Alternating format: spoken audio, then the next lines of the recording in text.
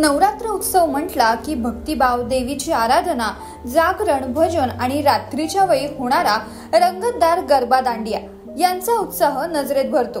पण या आनंदाच्या क्षणांना कधी कधी दुर्दैवी वळण मिळतं। दरवर्षी आपण बातम्यांमध्ये पाहतो की गरबा किंवा दांडिया खेळताना एखाद्या तरुणाला किंवा वयोवृद्धाला हार्ट अटॅक आलाय।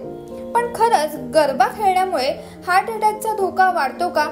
जाणून घेऊयात याबाबत तज्ञांचं काय म्हणणं आहे। खरं तर गरबा हा फक्त नृत्य नसून तो एक प्रकारचा जोरदार व्यायाम आहे। अचानक झालेल्या शारीरिक हालचाली, अपुरी झोप, उपवासामुळे शरीरावर आलेला ताण, चुकीच्या खाण्यापिण्याच्या सवयी आणि पाण्याची कमतरता यामुळे हार्ट अटॅकचा धोका वाढतो। विशेषतः ज्यांच्या हृदयात आधीपासूनच ब्लॉकेज आहेत किंवा ज्यांना हृदयरोगाचा धोका आहे त्यांच्यासाठी ही परिस्थिती अधिक धोकादायक ठरू शकते। मग अशा परिस्थितीत नक्की काय करायला हवं जाणून घेऊयात। नंबर 1, आरोग्याची तपासणी करा। नवरात्राच्या उत्साहात गरबा खेळण्यापूर्वी हृदयाशी संबंधित कोणती समस्या आहे का याची तपासणी करून घ्या। गरज असल्यास डॉक्टरांचा सल्ला देखील घ्या। नंबर 2, उपाशी पोटी गरबा खेळू नका। उपवासानंतर लगेच जोरदार नृत्य केल्याने शरीर कमकुवत होतं आणि हृदयावर ताण वाढतो। त्यामुळे हलका आणि पौष्टिक आहार नक्की घ्या। नंबर 3, पाणी प्या आणि हायड्रेट राहा।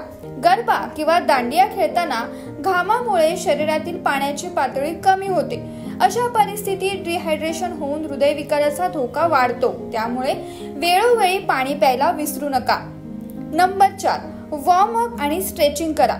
गरबा सुरू करण्यापूर्वी हलकासा व्यायाम आणि स्ट्रेचिंग करून शरीराला तयार करा। यामुळे अचानक येणारा ताण कमी होईल।